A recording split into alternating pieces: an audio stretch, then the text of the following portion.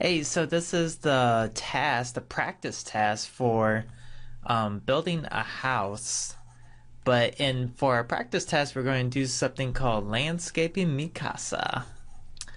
And in this practice task, we're going to just go through some different, like how to graph, how to do function notation, how to change from slope intercept to point slope form. All that stuff might not make sense right now, but you'll get it at the end. So the very first step of doing a task is always to read the first paragraph and to extract. That means to pull out any information that you can from that first paragraph. And that is pretty much, I think, is one of the most important skills in math, in life, in making money. I don't know. So let's check it out. So we got this first task here. And it says Mr. Bell wants to landscape his yard. But the work is too difficult for him, so he needs to hire one or more workers. He asks some of his students if they would be interested in working for him. He hires Stacy and Jim.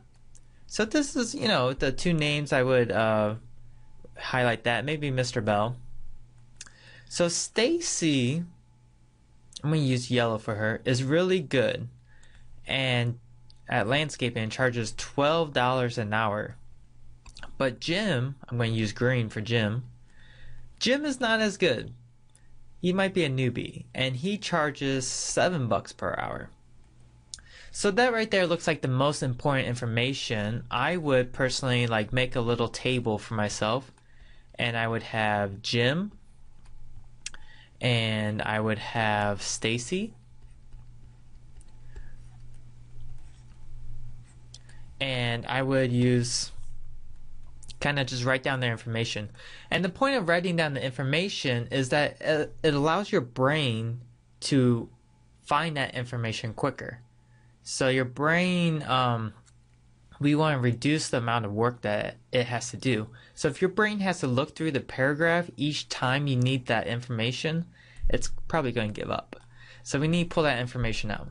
So Jim is not as good and charges $7 per hour. So I'm going to write $7 per hour.